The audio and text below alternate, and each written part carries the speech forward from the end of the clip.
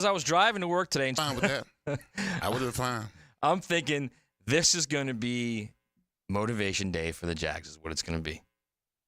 Because I don't know how much weight that you put into Pro Football Focus. And there's a lot of people around the league that put a lot of weight into these guys because there's former scouts that are littered throughout that website, including, oh, by the way, Bobby Slowick, the OC of the Texans, the OC QB's coach of the Texans, the guy who developed C.J. Stroud last year, who had developed that offense, who is among the hottest young coaches in the league right now, worked at PFF from 2014 to 2016. So no matter how much weight you put into that, we've had an interesting, shall we say, offseason for the Jaguars in line with PFF and how they're ranking their unit rankings for the league. So, okay, explain something to me about PFF. There's a lot of analytics involved in it. All right, okay. A lot of numbers, a lot of film watching, a lot of breakdowns. Little opinion. Kind of opinionated. Probably a lot of opinion. A lot of opinionated. Okay, all right, okay. I can dig it. So they've done what a lot of people do in the summer. They go over unit rankings and they break down the units and they rank them throughout 1 through 32 throughout the league. Okay, so they've done every one but quarterback. They're saving quarterback for last, of course. But it's interesting when you start looking at offensive line, defensive line, receivers, secondary, linebackers. Not only where the Jaguars rank in the NFL, and here's the key, where they rank in the AFC South. Okay? This is a team that is 1 year removed from going in against the Chiefs, but for a fumble by Jamal Agnew. They'd have been 3 points down with the momentum in the fourth quarter in that divisional playoff game. With a chance to win. A year removed from that. I remember. And now, honestly, the way these rankings are playing out, and you guys are going to be shocked by some of these.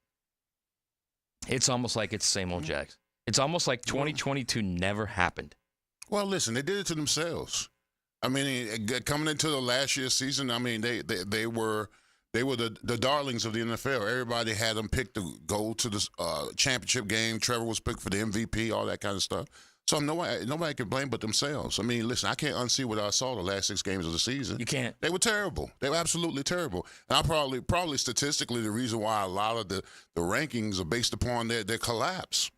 You can't tell me this team, when they were 8-3, they were the bottom feeders of the NFL. I mean, now they weren't pretty.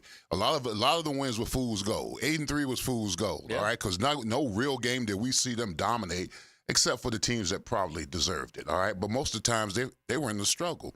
So I just felt that 8-3 was fool's gold, and then down the stretch of that, the collapse, the getting manhandled on both sides of the ball. I mean, man, I couldn't unsee that. It was downright disrespectful the way this team was handled by defenses against our offensive line and offenses against our defensive line. All right, this is hump day. We're not charging through hump day. This is Wednesday motivation day. This is get your butt off the mat Wednesday if you're the Jags, because you've now heard for 6 months people downgrading this team, downgrading their chances to not only win the division, but to be among the upper half of the NFL.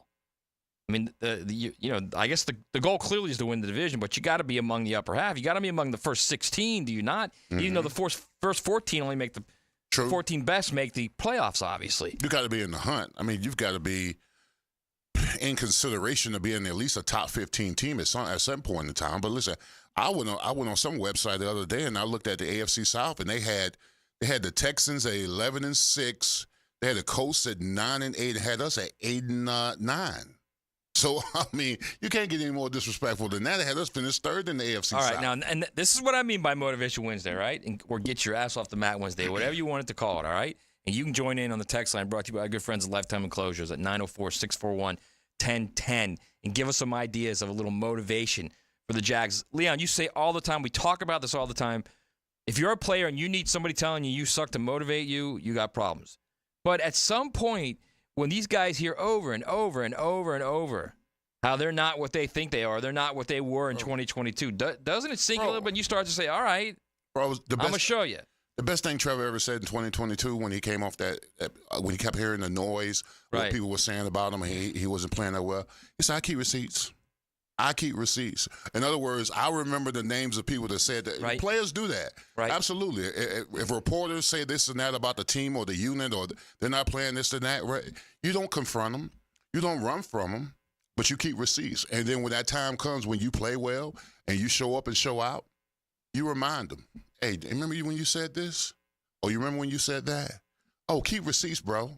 Absolutely. I mean, hey, listen, I know we're going to have the guy from PFF coming on. He's got all these. Sam Monson, the contributor to PFF's coming on. I know he's did all this analytics and all this stuff like that. But if I'm a Jaguar player on this team right now, and especially I'm on the offensive line, you got me ranked in the bottom half of the offensive line. It's a lot lower than that. I know, but I'm just saying there's an offensive lineman, and you got me ranked in the 20s, and I'm a part of that team. It's a lot lower than that. I know it is a lot lower than that. I would keep that receipt. I would keep that receipt. Well, here's the thing. But it's more than just keeping receipts, though, Matt. You got to go show and prove. Yes. You got to go show and prove. Yeah. The best game this team played last year, it played pissed off. Yeah. At the Texans. Go in there and you win that game. They were mad because no one believed in them, specifically Trevor. Nobody believed them. Everybody thought, this team is blah, blah, blah, whatever you want to say. They're going to tank, and they eventually did tank. Mm-hmm. They're not the team that we thought they were, and they eventually weren't. But for that one Sunday when they were pissed off, they played lights out. And the question is, how do you get them to play at that level for a 17-game schedule? But, man, you know what the best revenge is? Silence. That's the best revenge. Well, the best revenge is living well. No. But as far as a team, whatever has been said about you in the offseason, just go about your business, handle your business, and let them watch and see. Let them. I'm just saying, silence is sometimes the best revenge.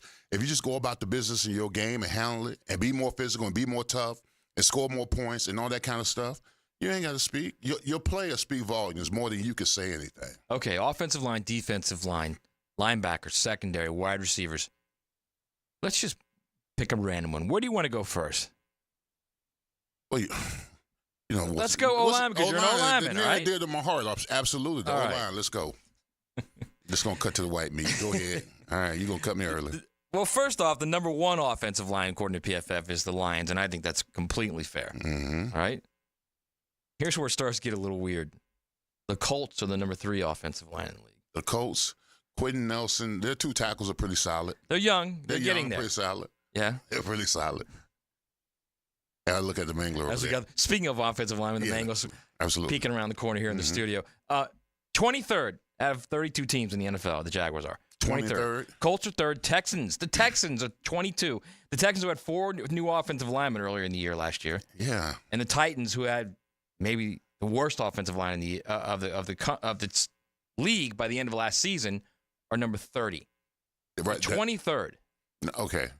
No, let me just say this. The Titans' offensive line is well-deserved of being that low. And I can't believe they beat us in the last game of the season. But us, 23rd. But, yeah, I mean. I actually think they got a little break being 23rd.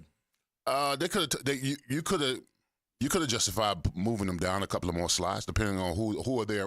What are the 2 teams they're in front of? So the 2 teams they're in front of, Texans obviously at 22 and the Bengals at 21. But behind them, and this kind of shocked me. The Niners? Yes. Yeah, that shocked me too. I think I saw that somewhere. And then the next team behind them as well. Who? The Ravens. Ravens? Oh, man, that surprised me a lot. The number 1 rushing offense in the NFL is the worst offense. I'm saying the Ravens were the number 1 rushing offense in the NFL, and their offensive line is ranked 24th? 25. 25th? 25. I'll give you what they write about. That's blasphemy. For parts of the 2023 season, the Ravens' offensive line looked like a top-tier unit. However, the team lost 3 starters, Kevin Zeitler, John Simpson, and Morgan Moses. And while Tyler Linderbaum is already one of the best centers in the NFL, he is the best center in the NFL. Ronnie Stanley has not been the same since his injury in 2020. The rest of the offensive line will consist of either unproven younger players, or offensive linemen who flashed ability as backups but have yet to show they can repeat those outings as starters. Well, here's the thing that's not taken into consideration. Despite the injuries, despite the Stanley trying to come back, they were able to move and maneuver guys and still make it to the championship game. That has to be taken into consideration, right? That's got to be one of the storylines. If they broke down during the season because of injuries and they had to play a makeshift offensive line, but somehow still kept the unit together to win a big game at not Candlestick anymore, at the 49ers. We saw that game. Right. We didn't unsee that game, right? No. And Levi Stadium, by the way. Levi Stadium. Santa Clara, yeah. And then with that same offensive line, that patchwork offensive line, you somehow still carry the weight and get and the burden of the offensive line and make it to the AFC Championship game? Well, I mean, It's a little strange. that's a little strange. We'll ask Sam Monson about that. Yeah, I'm going to ask him for sure. All right, let's read what they say about the Jags offensive line. All 5 projected Jacksonville starting offensive linemen were selected in either the first or second rounds of their drafts, although the only 2 offensive tackles, Cam Robinson and Anton Harrison, were picked by the Jaguars. That talent did not necessarily show on the field last season, as Jacksonville often had to rely on quarterback Trevor Lawrence's quick release. The Jaguars signed center Mitch Morris in free agency, hoping that can bolster the interior of the offensive line. They're not even talking about the guards. No, they're not. They aren't. I mean, rightfully so. They were unimpressive. They were. The offensive line, the interior of the offensive line was unimpressive. All right. I mean, Fortner was a liability. Sheriff was underwhelming at times, and then and Ezra, when he was there, he was okay. I mean, he was overwhelmed too because I mean, he's a long guy. He's not a short, thick, squatty body that he's going to go up against every game. He's not going to overwhelm people. No, he's not overwhelm people. No, he's not. You know what he's going to do? And stalemate. Not a slight on him. I'm saying he's going to position you. He's going to position block it. I mean, he's not. You're hoping for a stalemate. Is what you're saying. For a stalemate. He's going to position block. He's not the type of guy, as far as what I've seen over last year, that's going to blow you off the ball. Right. But he's going to get in the right position. He's going to get his head placements. He's going to get feet there. I mean, he's that type of guy. I mean, Sheriff used to be a guy when he was with Washington. He used to be a mauler. You know, now he's more of a position guy. He's been underwhelming. And then Fortner was who he was. You know, he was a liability. He cost both of those guys, to be quite honest with you. All right, we need to take an early break. But before we do that, I want to go, because the lines of scrimmage are everything. Let's go to the D-line real quick, then we'll take a break after that. And then we'll bring on Sam Monson from PFF.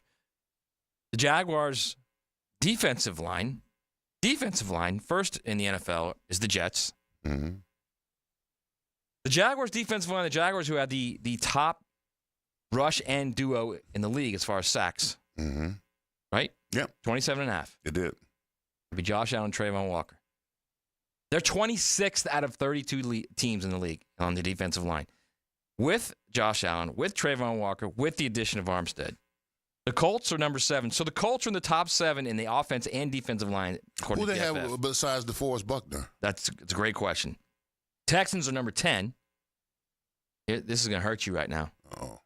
Titans are 21. Titans are over They have us? the Jags as the worst defensive line. Is Jeffrey Simmons that in the good? AFC South? He is that good, Jeffrey Simmons. He is, but not like. If you take that line as a complete unit, it's not even close to the Jaguars. I agree, absolutely. I agree. So this is kind of where I'm coming from here. I think it's what happened in the last 6 games of the season and how they imploded and how they literally fell off the map.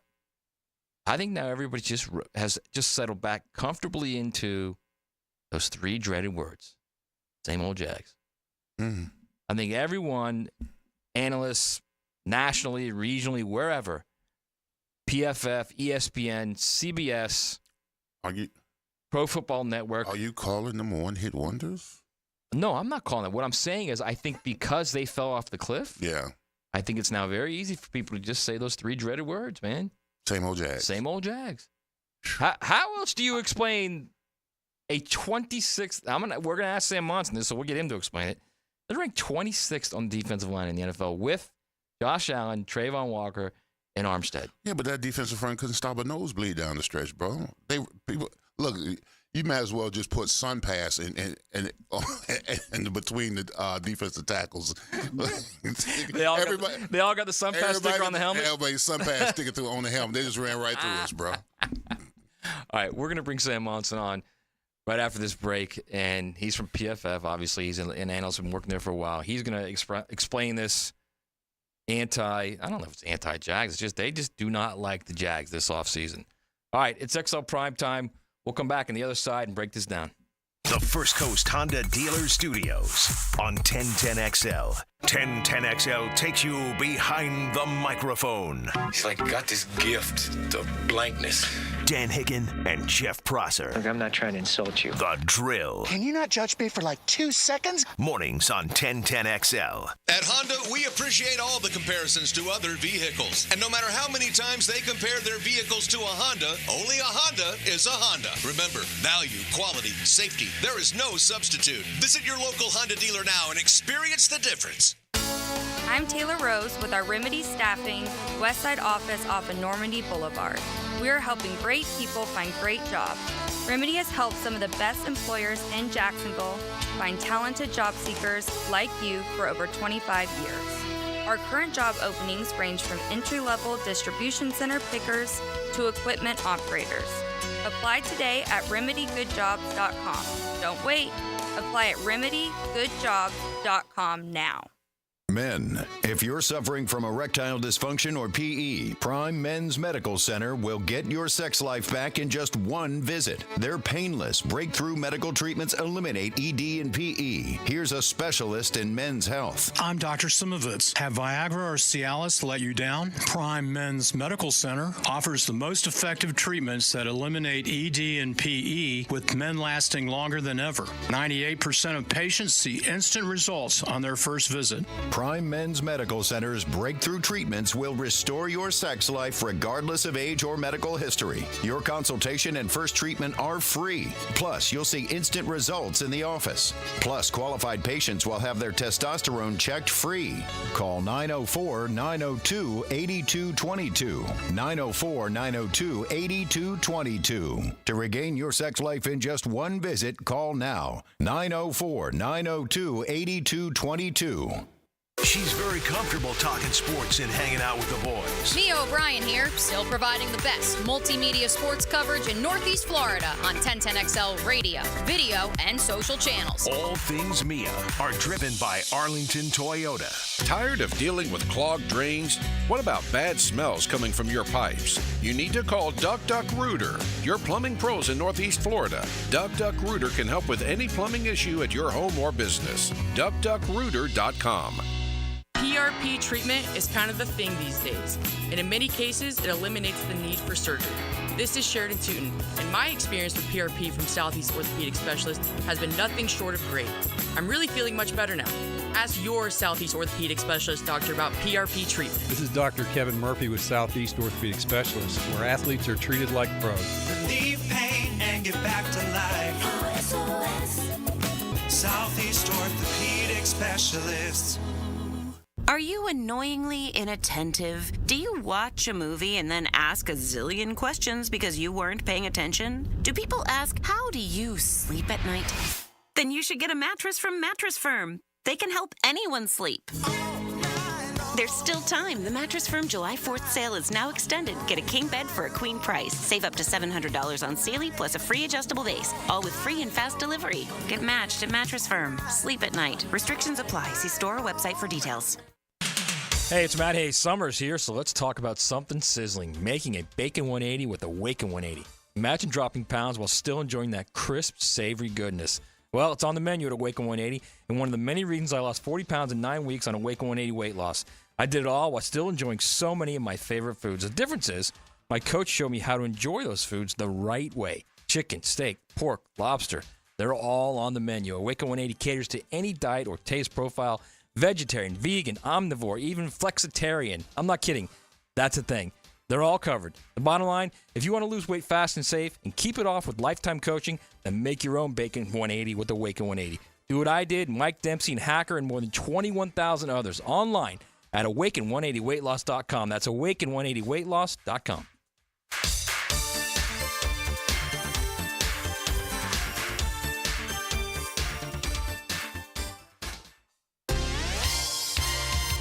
Hey, it's Mike Dempsey, and you know how I feel about Pella Windows and Doors. Great design, strongest warranties, and the highest quality product.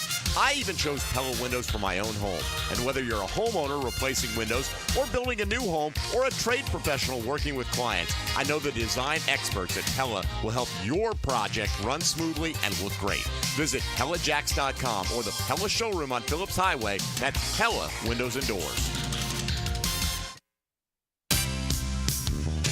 Imagine waking up this time next week and being 100% debt-free from credit cards, car loans, and personal loans. Hey, Prosser here. Loan Pronto's Equity Express line of credit can make it happen. Homeowners are turning their home equity into cash almost instantly. With Loan Pronto's AI-based system, you can get approval in about 10 minutes with almost no documentation, no appraisal, and no hassle. You can get hundreds of thousands of dollars out of your home. Use that money to pay off all your other loans. The average homeowner saves over $850 a month doing this. Listen, your home value's way up.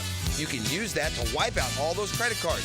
Get some money for a home improvement. Literally hundreds of thousands are at your fingertips, and approval is just minutes away. So call now, 904-999-1508. 904-999-1508, or go to loanpronto.com. NMLS 1661781, subject to lender approval, equal housing lender. 1010XL is presented by Farrah & Farrah, exclusive injury law firm of the Jacksonville Jaguars. Protecting you and your family. Call 396-5555. Jacksonville. This is XL Primetime, brought to you by Florida Home AC. Now that's cool on 1010XL. All right, we're back on XL Pre. It's the off-season discontent here for the Jaguars. Remember that Seinfeld episode when it was the Summer of George? I kind of feel like it's the same thing with the Jags this offseason. Just the summer of discontent now with the Jags. Yeah, well, it should be until they prove otherwise. Yeah. They got themselves in this mess, correct? We didn't do nothing about it. We just watched. They got themselves in this mess where now everybody's talking about those three dreaded words, same old Jags. You know what? Let's go to Sam Monson at PFF and get his thoughts on their thoughts on the Jags this offseason. Sam, good afternoon. Thanks so much for joining us, man. Anytime. Thanks for having me. So, listen, we were going over your unit rankings, and we've been trying, honestly, for like the last couple of months to come up with a way of motivating this team. Leon Searcy, co-host here, obviously a former NFL star, all-pro tackle. He's said many times, look, if you need someone from the media or someone from outside your locker room or you to fire you up, you got a problem. But something's got to happen here because something was lost in those last 6 games of last year. And then we look at your guys' unit rankings, and it's almost like the Texans and the Jaguars have completely swapped. Like the Texans are now the Jaguars from 2022, and the Jaguars are now back to being the same old Jags. Would you agree with that? Certainly their kind of positions within the division hierarchy have swapped around. I mean, Trevor Lawrence came in, and he was the generational quarterback talent, the guy that was going to take Jacksonville back to being a real contender and a team that could try and win a championship. And then Lawrence hasn't quite done it yet. And look, a lot of that is not his fault. Last season, I don't think was a particularly fair reflection on Trevor Lawrence, between injuries, between receivers letting him down. But he hasn't had that kind of season yet where you sort of say, okay, that's why he was being talked about as the best quarterback prospect since, Peyton Manning or whatever. Right. Meanwhile, C.J. Stroud comes in and immediately looks like a superstar from day one. The Texans were supposed to be one of the worst teams in the NFL last year. Instead, they're a playoff team and make some noise once they get there. And then they start making moves this offseason like they're not just opening a Super Bowl window, but they want to win one this year. They bring in Stephon Diggs on a one-year rental type of deal, right, which is the kind of move you only make if you think you can win right now and win a championship. So, yeah, their positions, I think, have absolutely flipped. And certainly Jacksonville, this roster, I think, has a lot of question marks on it. Now, Sam, I'm a bit of an old school type of guy. I always believe that you build a team from the inside out. And I can't unsee what I saw last year from this team on both sides of the ball. I mean, they got manhandled. And I think, quite frankly, some of the rankings are just due. I mean, this team couldn't run the ball and couldn't stop the run, especially down the stretch, what ultimately led to the collapse. You see it the same way, don't you? Yeah, and, their offensive line is interesting because for the last couple of years, they've been one of the strangest lines in football in terms of how much better they are as a pass blocking group than in the run game. For a few years now, they've ranked reasonably well as a pass blocking group, but one of the worst run blocking lines in football. And I guess if you're going to be that one dimensional on the line, you would prefer it to be a good pass blocking unit than the other way around. But you're right. Like at some point, it becomes an issue where you're not able to run the ball at will, or you're not able to establish what you want to do in any given situation or in any given game, you are struggling on one side. The defense was some of the same. That interior was a weakness. And a guy like Eric Armstead coming in, I think, is a big addition. But, you know, he's one guy on a defensive front that was consistently underachieving across the board. So so from 30,000 feet, I think Jags fans see 27 sacks from Josh Hines-Allen and from Trayvon Walker and think, I mean, how are they the 26th defensive line in the NFL, especially with the addition of Armstead? But I look deeper in what you guys were talking about. You guys are not a believer in Trayvon Walker, not only as a pass rusher, but more so as a guy against the run. Is that right? Yeah, I mean, I think Josh Hines-Allen was spectacular last year. I mean, he was an all-pro caliber guy. It's just that, 5, 6 other guys on the edge were also all-pro caliber guys last season. It's become a ridiculously high-level position in the NFL today. Guys like Josh Hines-Allen, in a normal year would be an all-pro, but he's not going to get that the way the position is right now. But he's phenomenal. Like, he's the one player they've drafted in the last few years on that defensive line that's absolutely become the player that he was supposed to be. But yeah, I don't think Trayvon Walker has become that guy yet. And if you look at just the sack totals, you would say, clear improvement. The 4 sacks or whatever it was as a rookie, double-digit sacks last season. He's moving in the right direction, particularly the way those sacks came. They were very late in the year as well. But when you dive deeper and you start looking at the pressure rate and how many sacks or how many times it's actually affecting the quarterback, how quickly they come in downs as well, he hasn't really improved. It's just that the numbers were better than last year. And that's partly why I think judging guys on sacks is potentially fool's gold. You can be led astray sometimes by just looking at that one really small sample size number. And then, the other issue is the run game. And look, if you're going to be literally the most athletic edge rusher to ever enter the NFL, in terms of size, speed, wingspan, all those things, you need to show that on a consistent basis. You can't just flash those big plays. You've got to be doing it all the time.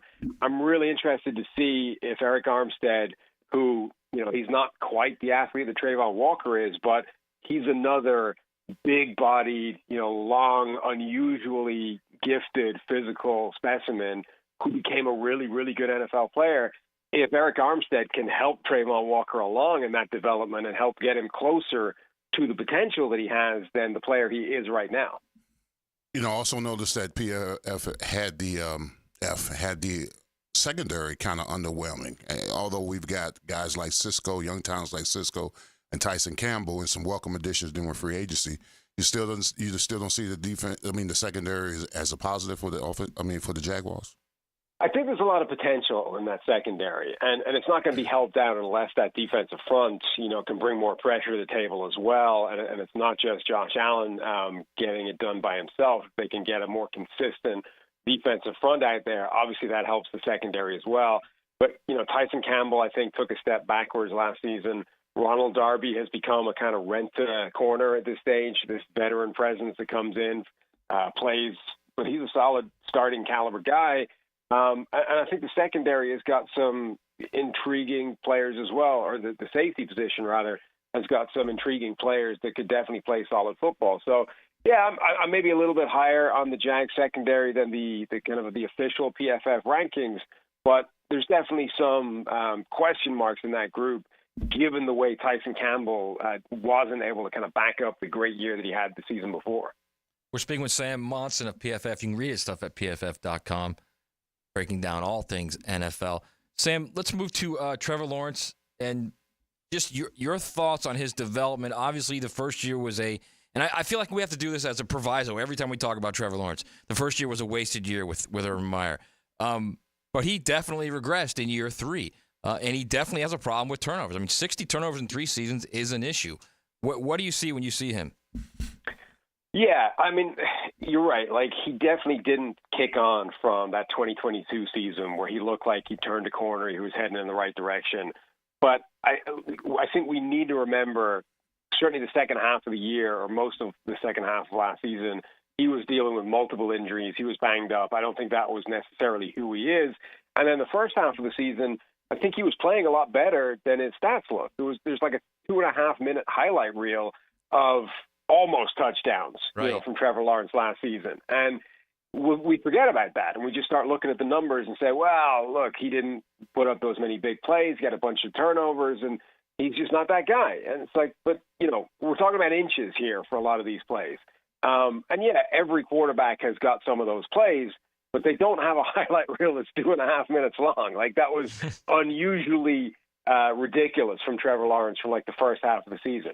I do think he is more turnover-worthy prone than, let's say, other top quarterbacks. He's consistently has a kind of turnover-worthy play rate above 3%, which is a high-ish number. It's not unprecedented. It's not crazy. There are some really good quarterbacks that have turnover-worthy play rates in and around that kind of level.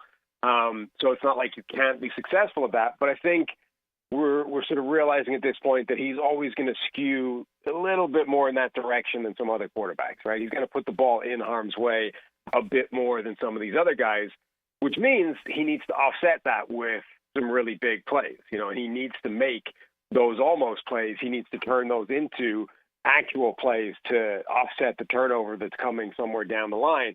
So I think we still seen the capability is there for Lawrence to be a really high-level player. I think he still plays a tick slow sometimes, and a lot of those almost passes, it's not just the receiver's fault. The ball could have been in the air a little bit sooner on some of those plays and made it an easier throw.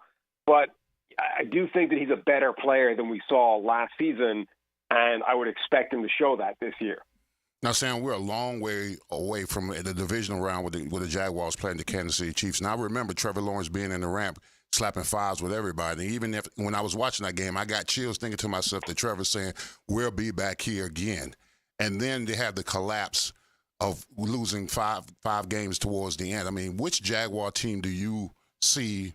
What Jaguar team is the real Jaguar team? More so what they did last year and their collapse, or the team that went toe-to-toe with the Kansas City Chiefs? Yeah, I mean, I think they're a work in progress now. They've turned over a lot of that roster. They've made some significant changes. They've obviously bought into Trevor Lawrence. They're not waiting to see if he can take that next step. They've already paid him like he's arrived.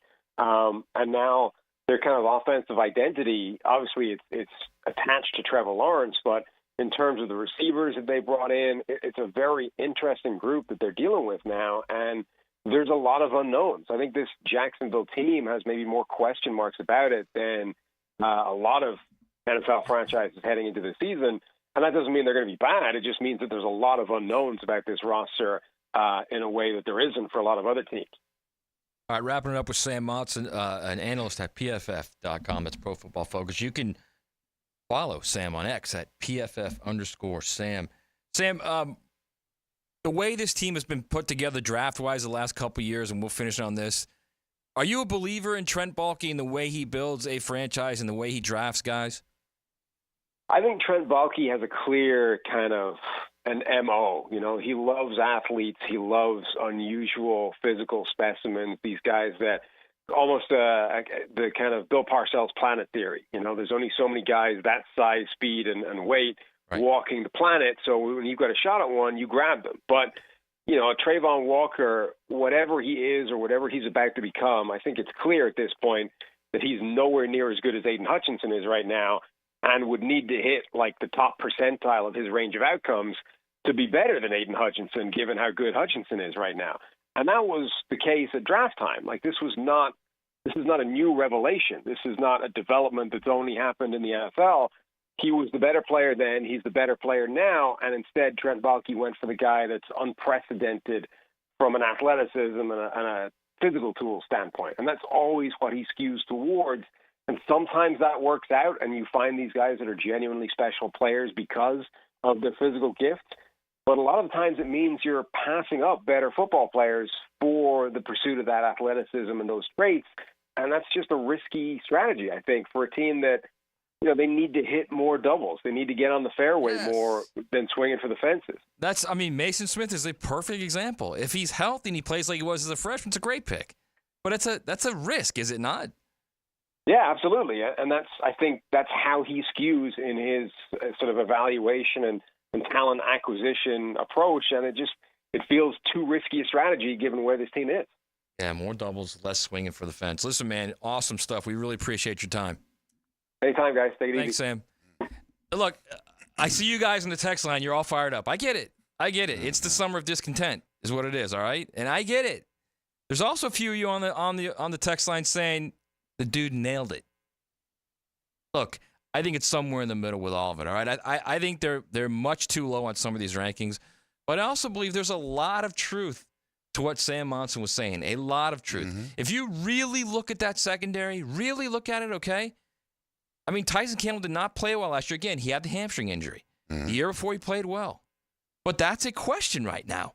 The other corner is a question, whether it's Darby, who's been injured, who has a history of injuries in the NFL, or whether it's Jones or whoever is playing in the slot with Savage. There are questions. If you look at that, you have to say, all right, one of their starting safeties played 111 plays last year.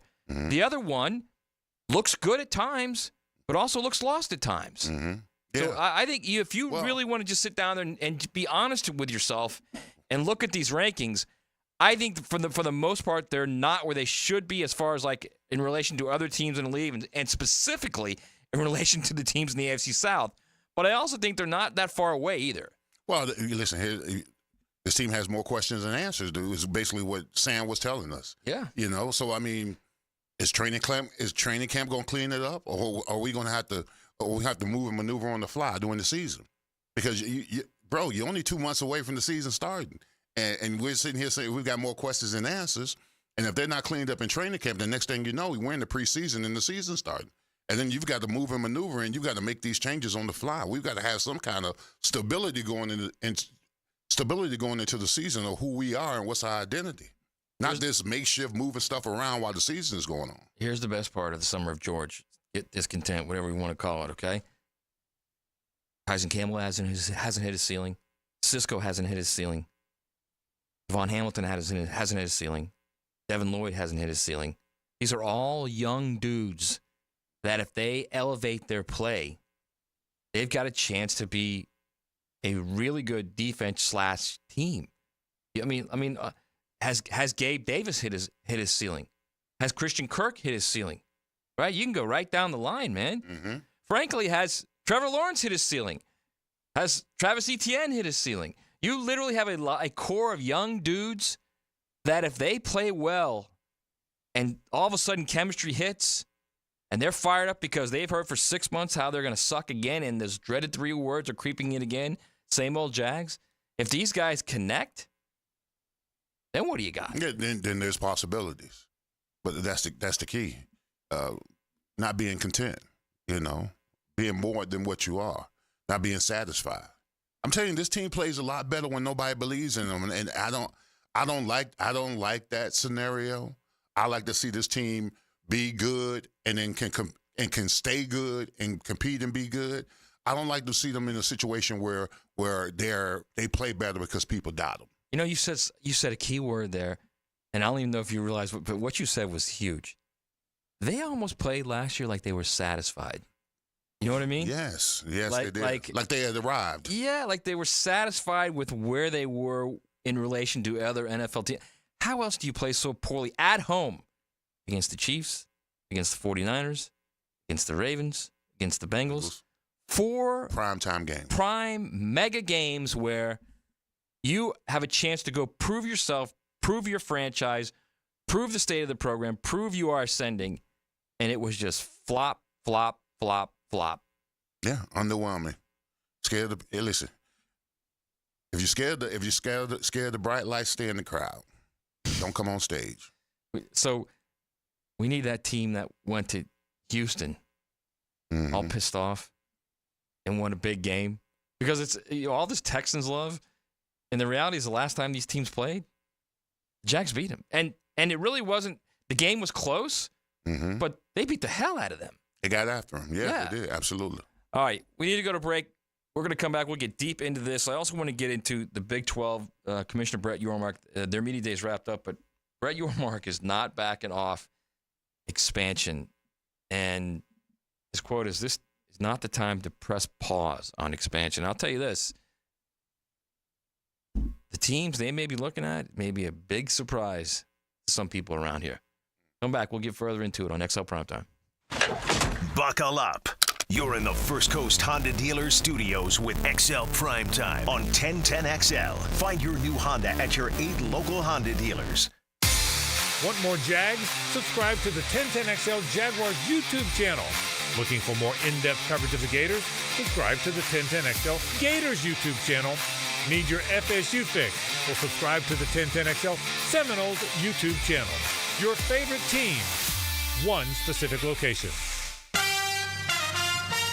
Mia here, and we've all been there before. A weekend trip to the casino? Canceled because real life came calling. MyBookie's new and improved online casino is here to change the game. Dive into a truly realistic casino experience featuring the latest in slots, progressive jackpots, and live dealer action, all from the comfort of your own home.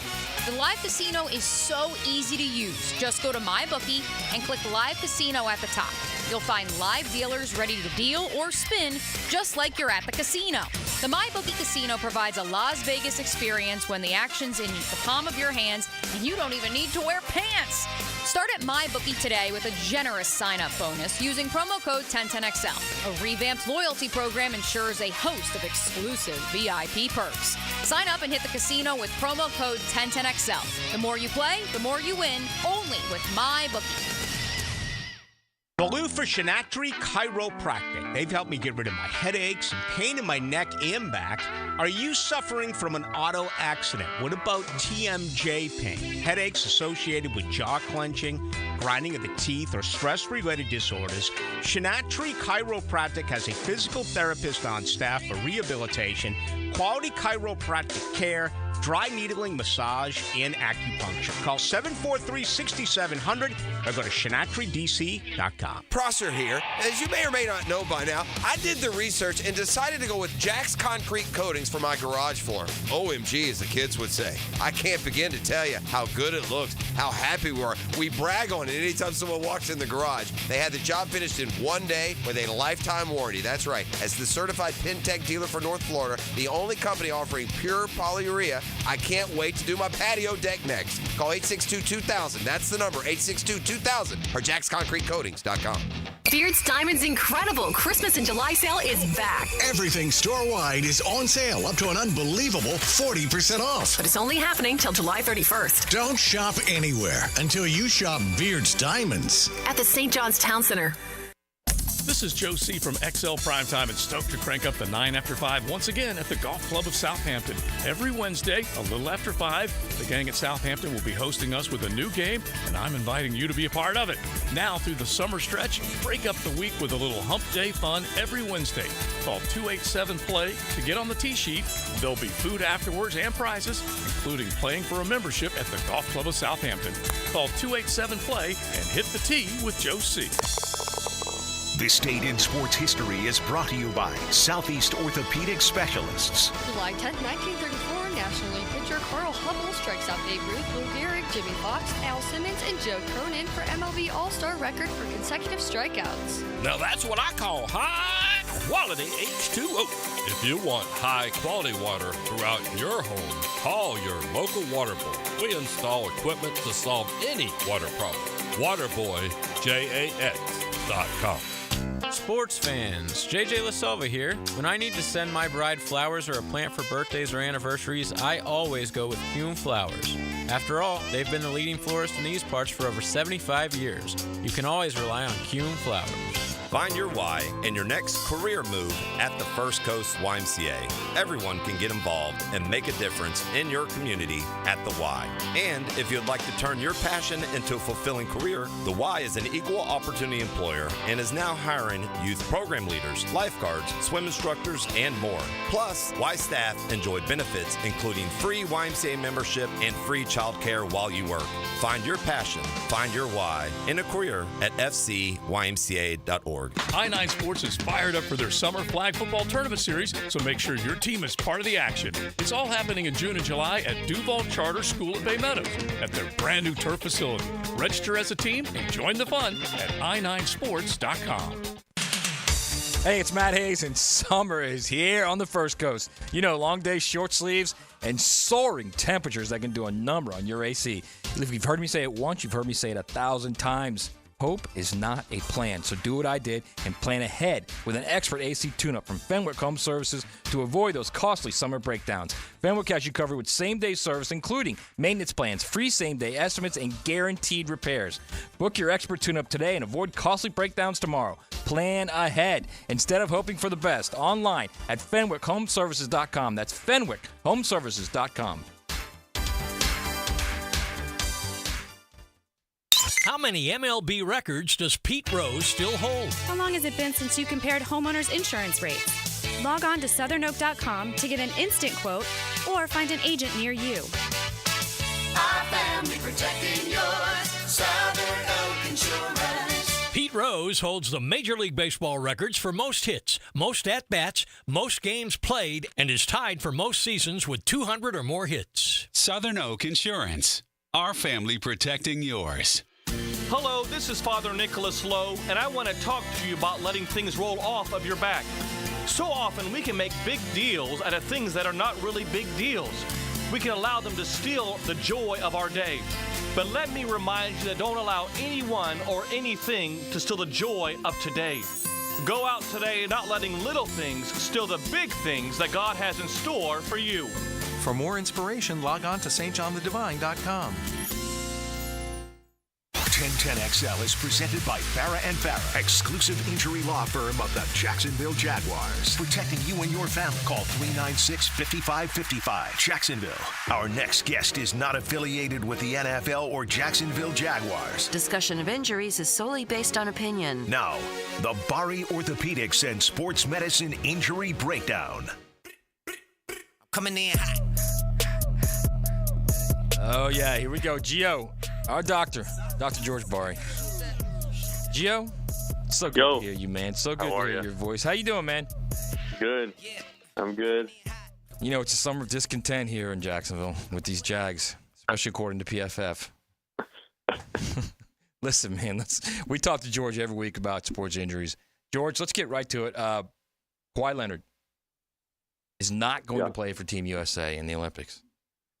And he's basically been the team basically said, look, we need you to get better. Now, he missed 12 of the last 14 games this past season with right knee inflammation. George, that's not right. I mean, it's more than just right knee inflammation, isn't it? If you miss 12 of 14 games and then they tell you we don't want you playing in the Olympics, it's more than that, is it not? It has to be more than that. Right knee inflammation is a very generic term. Right knee inflammation. That's very generic. And there's no specificity of what's going on. But he definitely has something going on that's making people wonder what it is. I mean, you think if it's a meniscus, they would take care of it already, right? That's a simple procedure. Right. I wonder if he has a cartilage issue, because the cartilage, if he needs a surgery, is a much longer. I wonder if that's the problem. You know, but it's tough. You know, partial MCL tears, people usually do well. Then you have partial ACL tears, which people normally do therapy, and sometimes people still have instability, then they get the surgery done. But I just find it hard to believe that if it was something that could be fixed with surgery, they wouldn't have done it already, you would think, if he's still lingering this long out. But, yeah, I mean, knee inflammation is just very generic. Yeah, Doc, you know, I mean, Kawhi needs to man up, because I know my third year in Pittsburgh, I had 80 cc's of blood taken out of my knee every day before the game, and I still went out there and played. I mean, are these basketball players soft or what? Well, I'm not going to argue with you about that. But, you know, the problem is we don't know what's wrong with him, right? And so maybe your knee was filling up with blood, and I'm assuming when they aspirated or they took it out, you felt better. He could have maybe no swelling in the knee, but he has severe pain if he has a cartilage issue, or, you know, now I'm just kind of making up stuff, if he has a partial ACL tear that hasn't healed with therapy. Right. Maybe he has instability issues at that point, right? And now his knee is just unstable. But it's very interesting that it's been going on for this long, and nothing has come out yet on what exactly it is. All right, he's our doctor, Dr. George Bari. If you want to ask George a question, Hit us up on the text line, 641-1010. And if we can't answer it now, George and Joe will answer it on the wildly famous Breaking Bones podcast. Right, George? Where can you get that podcast, George, by the way? Apple, Google, Spotify, and Sunday mornings on 1010, and then also the 1010XL website. Look at that, man, with a little fire. I like that. All right, real quick, I want to stay with Kawhi, and then I want to move on to a baseball injury. But with Kawhi, and really the knee specifically, Leon was talking about the fluid. Explain to everyone, because I'm sure there's guys around there that knee's killing them. Their knee looks swollen. Explain to them where that fluid is coming from and why it's swelling up like that. Yeah, so your every joint makes fluid, kind of like a lubrication. Your knee has about normally 5 cc, 7 cc of synovial fluid. When you have an injury or an irritation, it just makes it even more. It starts building it more and more. So people's knee gets swollen when they have an injury or an inflammation. You get severe inflammation in the knee because of the synovial fluid. So we can stick a needle in there, aspirate it, and pull it out. It makes your knee feel better, but you haven't fixed the problem, right? There's still a problem in the knee. At this point, you're just putting a Band-Aid on it to temporarily feel better, right. But you have to find out why is the knee swelling up. And so you have to find the root cause of that. All right, so the Dodgers just placed all-star pitcher Tyler Glasnow on the 15-day injured list with back tightness. Back tightness is what they're saying. Now, Gio, he had Tommy John surgery on August 4 in 2021. He missed the beginning of last season with a strained left oblique. Now he's got back tightness. Yeah. Any idea? His pitching motion could be off after he's had the Tommy John, and then he could be throwing it differently. And we see these pitchers, right? They're having these massive twisting motions with a lot of explosive release near at the end of their throw. And so one of the theories, or just on him, it could be he had the Tommy Johns, came back. Now his pitching motion is kind of off because maybe his elbow isn't 100% the same way it was, so he's throwing differently. And when you do that, especially the way that these pitchers throw, it throws everything else off, right? Your obliques are working to do the throw, your back is working to do the throw, your glutes are working, hamstrings, etc. And so once the motion of the arm is off, everything else that's connected gets off too. And maybe this could be a possibility why he's having these numerous injuries like the oblique, and now the lumbar spine, or the back, whatever they said exactly, and kind of going on from there like a snowball effect. Right. One's taking over for the other, trying to help the other. Right. So right. I never even thought about this. Now that I think about it, a pitcher, like, Gio, the force of strength and motion for a pitcher, I mean, there's pressure everywhere. There's ankles, hams, quads, it's shoulder, not a natural, elbow. It's not a natural motion.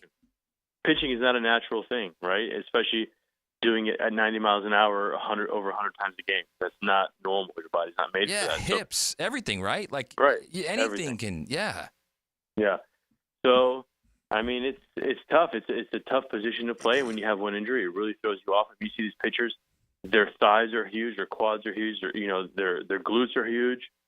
Just because you would think, it's a pitcher's upper body, but they have all this lower body strength to get the explosiveness throughout. So it's really a whole body mechanism almost.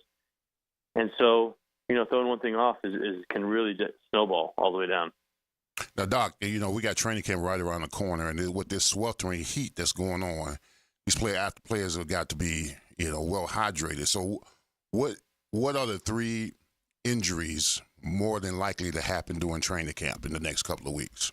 Well, I mean, you have heat stroke, right, or heat exhaustion. That's a big one. And if you look at the studies, this is for anyone out there, if you play sports, if you're going to play for less than an hour, water is actually best for you. Once you hit the 1 hour mark and above, you need a carbohydrate drink. You can like Pedialyte, Gatorade, Powerade, whatever. It's usually the 1 hour mark that increases, that puts you over the edge to need a carbohydrate drink. So you have the heat. And then at that point, once you're fatigued, anything can happen. Because once you're fatigued, you get sloppy on your landing mechanics and your running mechanics. And then once things get sloppy, right, that's where injuries happen because you're not paying attention and you're not running. You're running, but you're being lazy because you're tired. You step into a pothole, that ankle twists on you because you're just not really paying attention. So a lot of things can happen. Right. But the biggest thing, especially with these football players wearing pads, maybe not now this early, but they're going to start wearing pads and helmets. And as you know, Leon, it gets very hot. Mm-hmm. And that's going to be the problem. The biggest worry is that. All right, our doc, George Barry from Barry Orthopedics, Team Barry over there. George, let's wrap it up with a question from the text line. 716 says, I have a Baker's cyst and it was drained. Well, I have to have my meniscus fixed. That's a great question. In his knee. Yeah. We get a lot of those. The question is if the Baker's cyst comes back. If the Baker's cyst comes back and it bothers him. First, explain what the Baker's cyst is before you go. Right, so it's swelling of the synovial fluid that pouches in the back of the knee, right? Okay. And so you get this big pouch in the back of the knee. So you can aspirate it. It usually comes back because, like I said, we haven't fixed the problem. Now, let's say it doesn't come back and his knee doesn't hurt. They're fine. They can go and do whatever they want. But if it keeps coming back, then he has to fix the reason why it comes back. And it's usually a meniscal issue, which they said they had a meniscus problem. Usually that's a meniscal problem. Now the question becomes, do you just have the cyst and no knee pain? Well, if the cyst doesn't bother you and your knee doesn't hurt, you can live with it. It's not a big deal. But if the cyst bothers you, even if your knee doesn't hurt, you should fix the meniscal problem. Right. So it's also a pain thing at the end of the day, right? Yeah, I mean, you can have a cyst, and if it doesn't bother you, we leave it alone. It is what it is. All right. He's our doctor, Dr. George Barry. Where can they catch your nationally award-winning podcast with you and Joe, Breaking Bones, one more time? Yeah, Sunday morning, 7:30 on 1010XL, and then Apple, Google, Spotify. All right, brother. Thank you. All right, guys. See thanks. you, Joe. That's interesting, man. I you've told that story a couple times, but the fluid in the knee and Bro, did they ever tell you how many ounces 80 cc's is? No, listen. I turned my head when I saw the needle. When I saw how big the needle was, bro, I didn't care I just wanted to junk out my knee. That bad? I mean, did you get immediate relief? Oh, absolutely. I mean, listen, they put the alcohol, they shoot the needle in, they pull out the cc's of blood, and then they put a Band-Aid on it, give me a couple of Advils, wrap the knee up, and go play. So you didn't say my back hurts or no, nah, bro. You didn't say my knee hurts. And then they shot me with a Toradol shot in the buttocks. And then you went out and went into a car wreck. Yeah, there you go. That part. All right, 1 hour down here on Hump Day Wednesday. We are deep into Jags. I want to get into Big 12 expansion in the next hour, and the fact that it might grab a couple teams that you may not think it could grab pretty close to home too. We'll get into that and much more in the second hour Primetime. Cruising with XL Primetime in the First Coast Honda Dealer Studios on 1010XL. Now, another classic moment in Jags history. Maddox intercepted. It's Rasheed Mathis to win it for Jacksonville. This is the home of your team, 1010XL. Now you can watch 1010XL shows all day on X, Facebook, and YouTube. Brought to you by MyBookie. Experience Vegas from the comfort of your phone anytime, anywhere. Sign up today. Use promo code 1010XL. It's time to fire up your grill, shoot off some fireworks, and launch one of the biggest sales in the history of the United States. It's our independent sale happening right now at Beaver Toyota and Beaver Chevrolet. Whether you drive a car, a truck, or an EV, everyone is welcome to celebrate our independent sale with the lowest prices, largest inventory, and the most love for our country. Come celebrate with Beaver Toyota in St. Augustine or Beaver Chevrolet in Jacksonville. You don't want to miss this. Hey, Jacksonville, I'm sure by now you've seen our bright green GFL trucks and containers throughout the greater Jacksonville area. We are an industry leader in solid waste and would love the opportunity to earn your business. We are committed to customer service, reliability, and have unwavering focus on safety. Whether commercial or construction, let us haul your waste away. Call 904-760-5880 to get a quote today. GFL, green for life. Right now, you may be running a little late, or feeling stressed, or overwhelmed, and you may be going a bit over the speed limit. So to help you relax, exhale. Ease up on the gas. You'll get there when you get there. Take a moment to just chill. This little break is brought to you by Target Zero and the Florida Department of Transportation. WJXL AM Jacksonville Beach. WJXL FM Jacksonville Beach. Hey, I'm Tony from Tony D's Pizza. People ask me all day long, is it the water that makes the difference? Well, yes and no. Even water can't make a good pizza. It's the ingredients, too. The best tomatoes, the best flour, and the best cheese. Oh, and a lot of love. Tony D's New York Pizza, Bay Meadows and 295. Roland Reese Plumbing, one of the great stories for me because I needed them and they were there. And that's how simple it is. A plumber, you call them when you got a leak and you can't wait a week. Roland Reese came through. My water heater was just on bust, and it was leaking out, and he said, don't worry about it. We've got what it's going to take to get there stat. They were in there within a day's time, replaced a big old water heater, made sure I had warm water. I wasn't taking any cold showers. They can do it for you as well. 24/7 emergency service available where quality and experience count. Remember, log on plumbingjacksonville.com and check out Roland Reese Plumbing. A no-risk, all-rewards path to real weight loss. If you're not happy with your Awaken 180 results in the first week, get 100% of your money back. No risk, but every reward. With the solution for weight loss, Awaken180weightloss.com. Hey, David here with Royal Pest Services. Men, are you struggling in the bedroom? Do spiders and roaches have you scared? Visit RoyalPestServices.com and let us help you get that man card back. Guaranteed results on our first visit. Did you know a metal roof from Prime Roofing has the highest wind and impact ratings available? If you want a stronger roof, think metal. Think Prime Roofing. Learn more at PrimeRoofingFL.com. That's PrimeRoofingFL.com. Do you have clicking, popping, swelling, or pain in your knee or shoulder? This can be due to arthritic changes in your joints. Over time, you have wear and tear of your cartilage. I am Dr. George Bari, and here at Bari Orthopedics, we have numerous ways to treat your arthritis, such as regenerative medicine, including PRP and joint replacements with CT guidance for accuracy down to the millimeter. If you are experiencing any of these symptoms, call us for an appointment today, or log on to BariOrthopedics.com. Find out more at BariOrthopedics.com. That's BAHRI Orthopedics.com. I'm RJ Saunders with your Southeast Orthopedic Specialist local sports update for 1010XL. The Jacksonville Jaguars have done a great job in paying their talent this offseason, including their draft picks in Josh Allen and Trevor Lawrence. Many believe cornerback Tyson Campbell is next in line to receive a bag from the Teal and Black. How far along are the two parties in regards to a contract extension? Campbell explained the situation to Dan Hicken today on The Drill. As of right now, I don't know. Okay. But I'm just leaving it in the guy's hands and letting my agent do his job. And if the guy says it's time for me to get an extension right now, then, it'll happen. And if not, we just play the waiting game. The Jacksonville Jaguars and Everbank Stadium partners will host a job fair on Monday, July 15th at Everbank Stadium. The event will take place from 5 to 8 p.m. Right now, 91 degrees at 3:03. Time and temp brought to you by Bueller Air Conditioning. Stay cooler with Bueller.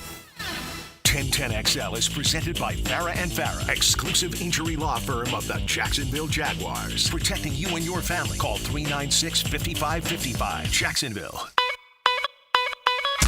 This is XL Primetime. Brought to you by Florida Home AC. Now that's cool. On 1010XL. The Yankees are giving me 3 months full pay for doing nothing. Yeah, I did it for 3 years. What's another few months? I'm really going to do something with these 3 months. Like what? I'm going to read a book. From beginning to end. In that order. I've always wanted to do that. I'm going to play frolf. You mean golf? Frolf. Frisbee golf, Jerry. Golf with a frisbee. This is going to be my time. Time to taste the fruits and let the juices drip down my chin. I proclaim this the Summer of George. Oh, yeah. It's the Summer of Discontent. Jaguar Discontent, or the Summer of George, or whatever you really want to call it. Actually, what it is, it's a Southampton Wednesday here on XLP. Got the 9 after 5 tonight. Call 287-PLAY. Going out for 9 holes of golf and some good grub and a really nice course there at Southampton. So, yeah, we've been into the Jags, deep in the Jags. There's a little discontent going on in college football as well. And it has a lot to do with realignment. So, the Big 12 had its media days earlier this week, and Brett Yormark, the Big 12 commissioner, who's, may as well be P.T. Barnum. And he's done a hell of a job keeping that conference together, considering they lost the 2 linchpins in Texas and Oklahoma. And not only are they two linchpins, they are two blue blood college football powers, and they lost them. And he kept that league together. He became the league that stayed afloat instead of the league that went down the toilet like the Pac-12 did. So he deserves a lot of credit for what he's done. Now, he was asked earlier this week about expansion, potential expansion, and he said, "You could say we're still open for business.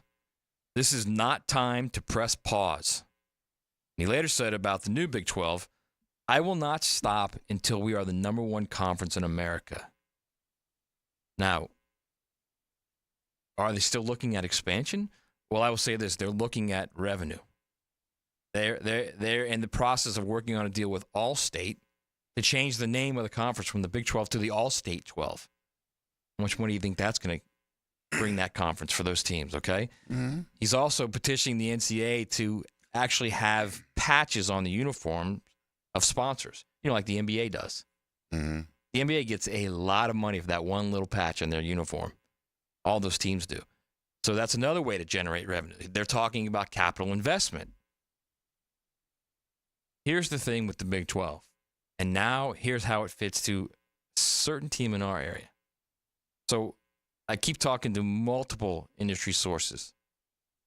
And I keep hearing that the only way FSU's getting to the Big Ten, first off, they're not getting to the SEC. The only way they're getting to the Big Ten is if the ACC completely implodes. In other words, it's no longer a viable conference. So if it's just FSU leaving and no one else does, they're not getting to the Big Ten. So then their only other option is the Big 12. There is no other option. They're not going to the SEC, so the only other option is the Big 12. And if you are the Big 12, you want them at all cost. And you try and get Clemson as well, at all cost. Now, does that mean revenue distribution where FSU and Clemson get $60 million annually and the rest of the teams get $30? If you can get that from Fox, if you can get more, Fox will give more money. It just depends on how much money. Do you take some of that All-State 12 money that you're getting or some of that money from the patches on the jerseys and give it more to Florida State and Clemson than the other 16 teams? Because at the end of the day, they're going to help rise the tide of your conference, all right? You absolutely do that. And he's been a guy, Brett Yormark has been a guy that clearly has shown he'll do whatever it takes to increase the value of the conference. Now, if you're the ACC, on the other hand, and you want to prevent yourself from imploding, if I were the ACC right now, Leon, and we'll get your thoughts on this because you're invested too because Miami's in the ACC, I would say I'd be talking to Clemson, Miami, North Carolina, Duke, and Virginia. And I would say, let Florida State go. Because the money that we would give them, the $40 million we give them, will go to you guys. We'll do revenue sharing that way. We're not going to share it among all of our schools.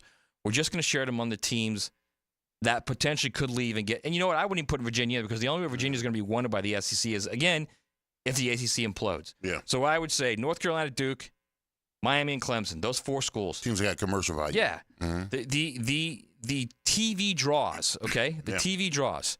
Let Florida State go. The $40 million we give them annually that they get out of this contract, you'll each get $10 million over the length of the deal. So then, in other words, your payout goes from 40 to 50. Mm-hmm. Now, it's not the 70 to 80 that you would get in the SEC or the Big Ten, but there's no guarantee either one of those conferences want these guys. So if you're the ACC, instead of fighting Florida State, I would just let them go. And then here's what else you do. The $150 million, $200 million that Florida State's going to have to pay to leave, you give that to those four schools too. And believe me, NC State can complain all they want. Georgia Tech can complain. Boston College, Syracuse. If you're the ACC president, you literally have to look at them and say, do you want to be a power conference where you have a chance to earn that big money in the playoff? Or do you want to be like the American Conference where you don't get those guaranteed 2 playoff spots come 2026?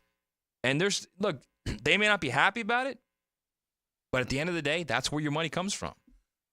Oh, so Florida State is actually, you remember the movie Goodfellas? Yeah. When the old boy went in there, thought he was going to be a made man and he got whacked. Yeah. That's a fantastic analogy. Bro, that's what it looks like. Florida State initially thought they was going to be in 2 conferences, and now they're walking and they're going to be desolate. They're going to be like David Carrington in Kung Fu. All right, walking the desolate desert, wandering the college football landscape trying to find a home. David Carradine was not happy. He never looked happy. He never looked happy. No. I mean, but that's where they are right now. Because initially they were trying to get out because of what happened to them with the whole championship thing, right. You know, the playoff thing. And now they're in a situation where their own conference could be conspiring against them. Well, let them walk, and then we'll get the money and we'll split it between. I'm not saying they're doing that. But but that could happen. If I were Jim Phillips and I was the commissioner of the ACC, I'd go to the other ACC president and say, look, do you still want to be a power conference? Do you still want the opportunity, the chance to get that big money in the playoff? Mm-hmm. Because if you do, I have a plan. Let them walk. The money that Florida State has, we'll share among those four. And if the other schools complain about it, then they complain about it. Where are they going to go? Exactly. They're not going anywhere. No, where else are they going to go and make that kind of money? So here's the thing. This is the word I keep hearing about Florida State as far as the Big Ten, the SEC. It's a key word. Partner. Partner. I've had at least 4 different people tell me they're not a good partner. In other words, if you're willing to blow up the ACC to get your way, what are you willing to do in the Big Ten or the SEC? And that's what presidents are looking at right now. Mm-hmm. Because at the end of the day, you can say ESPN's mad that they're trying to blow up the ACC, and that's why they're not going to get in the SEC, because the ESPN and the SEC are married at the hip 100%, and I agree with that. You could say, while the Big Ten would like to have a blue blood like Florida State, the idea of getting into the Florida market is not a thing anymore. It's no longer about television markets. Television markets used to dominate 5 years ago. Mm-hmm. But now the advent of streaming eliminates all of that. Now these guys are literally looking for good partners. That's the first. It used to be television markets, the number one thing. Now it's a good partner, a guy they can trust, a university, a situation that they feel good in. And right now I keep hearing that same word over and over, that same phrase. They're not a good partner.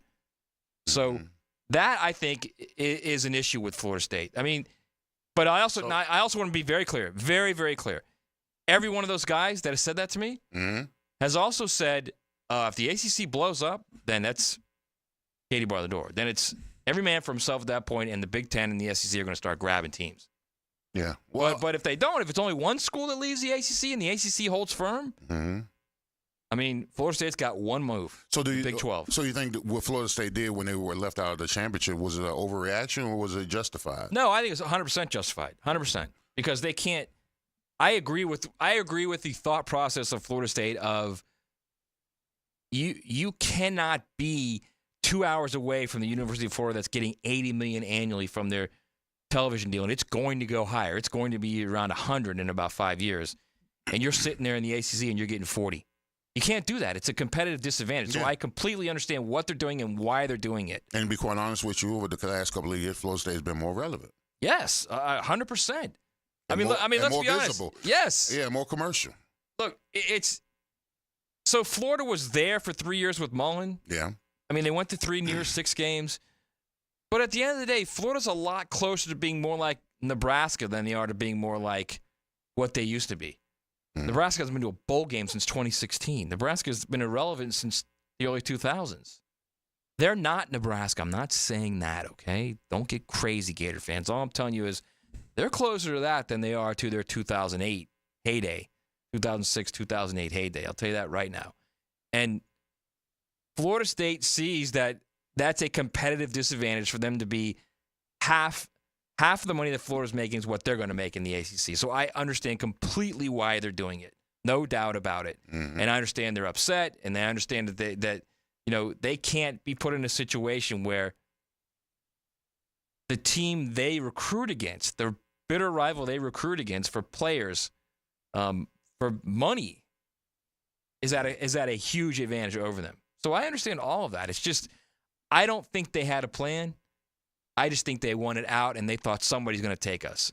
And you can't do what they're doing, and the way they're doing it, and the way they're forcing. Now I just read a couple days ago where they're going to get the ACC ESPN contract, and they're allowed to see it themselves, but it's not allowed to go public. But I can guarantee you that's going to go public. Somebody's going to release that. But you can't do things like that. You can't treat partners like that. And I think that's going to be a problem for them with the Big Ten and the SEC. They can't be trusted. Yeah, I mean, you start talking about partnerships. That's what these guys think this is. Look, there's a reason that Vanderbilt gets $80 million and is still in the SEC. Like that, they're not running Vanderbilt off. They're not running Mississippi State off. They're not running South Carolina off because they're partners. They each get equal shares, and they're all happy about it. And nobody's complaining about it. Nobody's upset about it. Alabama isn't pissed off because Vanderbilt gets the same money they do. They trust each other. They're partners. The same in the Big Ten. Although the Big Ten, quite frankly, it took Nebraska 4 years to get a full share. It took Maryland and Rutgers, I think, 5 or 6 years to get a full share. But they're all full shares now. But you got to, believe someone. Yeah. Believe in them. Yeah, but I can't deal with this equal share stuff. I mean, you know what? You should actually get the millions based upon the wins. Yeah. Yeah. Well, that's what Florida State and Clemson try to do with the ACC, and the ACC did acquiesce a little bit, and they had that little pool. They came up with a little pool of money where they were going to give more money to the conference champion. They still are giving more money to the conference champion, more money to teams to go to New Year's Six Bowls. All that is fine. Florida State still doesn't think, and they're right. They're 100% right. They can't make up that ground financially that Florida has over them. That, frankly, it's not just Florida. It's Georgia's right there. They compete with Georgia with recruits as well. They compete with Alabama. They compete with SEC schools, and they're at a competitive disadvantage right now. So I understand all that. All I'm saying is, and I know we need to go to a break, RJ. All I'm saying is, I know you guys believe the stuff on Twitter that you read about how Florida State's a lock for the Big Ten and that they wouldn't be doing this if they didn't have a spot in the Big Ten. Y'all just got to slow down a little bit because there's a lot to be played out. I think if the ACC implodes, and this is what I've been told by multiple different people, then it's a different story. Then the Big Ten and the SEC are going after teams, period. But if it's just one team, if it's just FSU leaving, they got one spot. It's going to be the Big 12. That's it. That's it.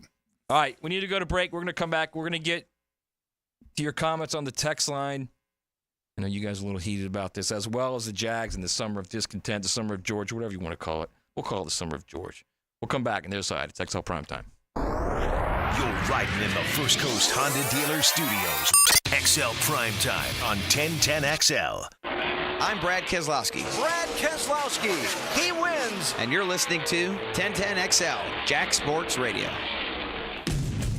What makes a Honda certified pre-owned vehicle so special? 182-point inspection, 24/7 roadside assistance, first-year free oil changes, and a 7-year, 100,000-mile warranty for carefree driving backed by American Honda. Visit your local Honda dealer today. Frank Frangie here for South State Bank. Look, I depend on South State for so many things: personal accounts, small business banking, and banking for our nonprofit. South State Bank can help you reach all your financial goals too, whether you're just starting out or focused on financial planning. South State offers convenience with their online and mobile banking. You should check out South State Bank, as they were recently recognized by Forbes as one of America's best banks. That's South State, banking forward. Member FDIC, equal housing lender. Right now, you may be running a little late, or feeling stressed, or overwhelmed, and you may be going a bit over the speed limit. So to help you relax, exhale. Ease up on the gas. You'll get there when you get there. Take a moment to just chill.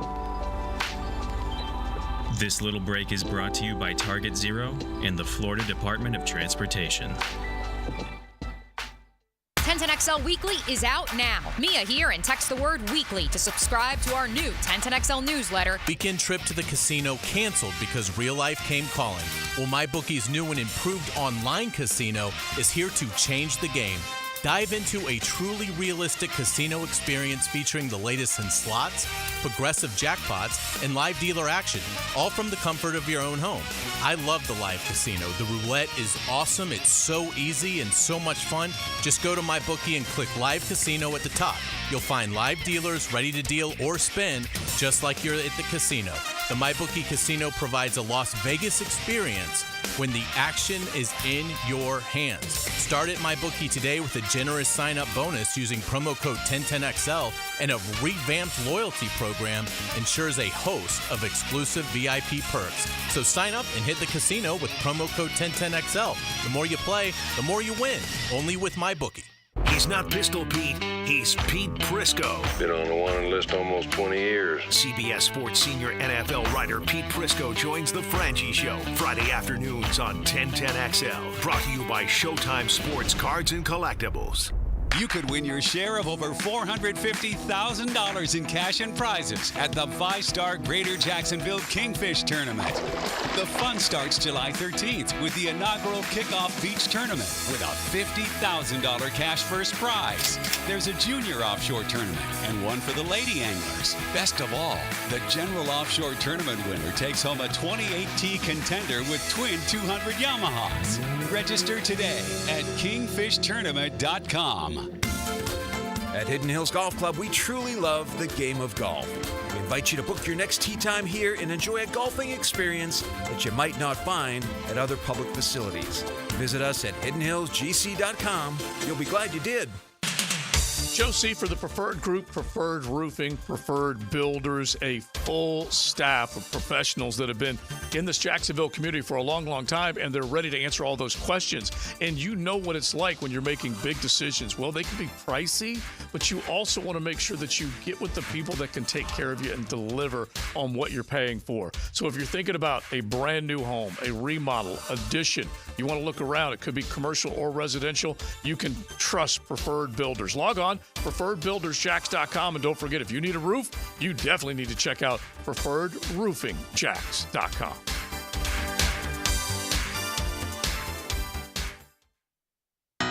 After consulting with several orthopedic specialists about my constant knee pain, I chose Southeast Orthopedic Specialist and Dr. Chris Swanson to handle my surgery. Their professionalism let me know this team was the one for me. The surgery was very successful, and if I ever have a future need, I'll continue to trust Southeast Orthopedic Specialists to take care of me. Relieve pain and get back to life. Southeast Orthopedic Specialists. My son loves to fly kites, but my active psoriatic arthritis can sometimes hold me back. Now with Skyrizi to treat my skin and joints, I'm ready to go. Skyrizi, risankizumab Riza, a prescription-only 150 milligram injection for adults, helps with less joint pain, stiffness, swelling, and fatigue. For those who also have plaque psoriasis, 90% clearer skin is possible with just 4 doses a year after 2 starter doses. Don't use if allergic to Skyrizi. Serious allergic reactions and an increased risk of infections or a lower ability to fight them may occur. Before treatment, your doctor should check for infection and tuberculosis. Tell your doctor if you have an infection or symptoms such as fever, sweats, chills, muscle aches, or cough, or if you plan to or recently received a vaccine. With Skyrizi, there's nothing like clearer skin and better movement, and that means everything. Ask your doctor about Skyrizi today and visit skyrizi.com or call 1-866-SKY-RIZZI to learn more. 1010XL is presented by Farrah & Farrah, exclusive injury law firm of the Jacksonville Jaguars. Protecting you and your family. Call 396-5555. Jacksonville. That just happened. Brought to you by Florida Home AC, the official air conditioning partner of the Jacksonville Jaguars. I'm not exactly sure what I want that to be for, because there's a story I want to bring up that's just a phenomenal story. It's a sports/culture story. But I think I want to do that just happened for RJ, who just declared in the break that he could do we're not using that word. What'd you call it? A gasser. A gasser. Yeah. He could do a gasser in 35 seconds, he says. Now, explain what the gasser is, Leon. Well, a gasser is if the football field is across the football field, down, back. And I equated it to, he's 29 years old. When I was 29 years old, what he was talking about was that he needed to get in some shape. And I said that, well, RJ, could you run a full gasser right now in 35 seconds? Down, back. He said, oh, yeah, that's easy. No problem whatsoever. I didn't say it was easy. I said I could do it. Bro, you said it was easy. You said it was easy. I did not say it was easy. He said, could you do it? I said, is it sideline to sideline? He said, yeah. I said, no, yeah. You said, yeah, easy. I said down, back. That's yes, yeah. Down, back, down. Yes. 35 seconds. Yes. Bro, I will have some of that all day long. I put some penny stock on that. Because that's crazy. Then Leon said, because typically what Leon did was you did 3 of them, right? Yeah. Right. And you got what was your break break in between? 2 minutes? No, actually, our break in between was a minute. I told him I would give him 2. Right. So your point was, you said, I'll give you a 2-minute break. And I said, bro, I'm betting he doesn't do the first one in 35 seconds. It's got to be time, too, across. Down, back, time. In fact, I'll give you $20. You can do that in 35 seconds, RJ. You can't do it. Do one? One. Yeah. The first one. Yeah. No, I mean, now if we're going up, back, under 35 seconds. I'm not going. Now, are we doing blistering sun or is we doing like nighttime? Any of the 24 hours of the day you want to go down to a local high school football field, okay? Did I ask Jimmy Johnson or Tom Coughlin? We're not talking about you, Leo. We're talking about me here. Did I say Tom Coughlin? Are we going to run these in the blistering sun? Bro. Well, you guys normally did them during 2-a-days, which is normally in the blistering heat. That's what I'm trying to view it at. Bishop Kenny's right down the street, man. We will go down there any time you want of the day, okay? And Leon and I will both give you 20 if you do it in under 35 seconds.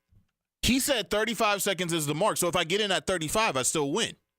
Bro, you don't have a shot at getting in 35. What?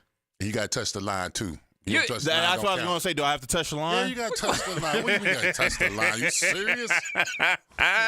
What is wrong with you? That's all I was asking, man. I think I could do it. Yeah. Okay. Yeah, I think I could do it. We're going to have to do this. All right, give me another that real quick. That just happened. Brought to you by Florida Home AC, the official air conditioning partner of the Jacksonville Jaguars. All right, this is according to Life and Style magazine. Taylor Swift and Travis Kelce are spending $100,000 a day on their romance. What? Yep. According to the insider that knows both, quote, they don't even think about the money. $100,000 a day on their romance. Multiple bodyguards, private jets, deluxe hotel rooms, romantic gestures that they're both, quote, known for, probably makes them the most excessively spending couple in the world. It's overkill, bro. Overkill. $100,000 a day. Ridiculous. They spend it because they can. That doesn't make it more meaningful, your love for each other, because you can spend that kind of money.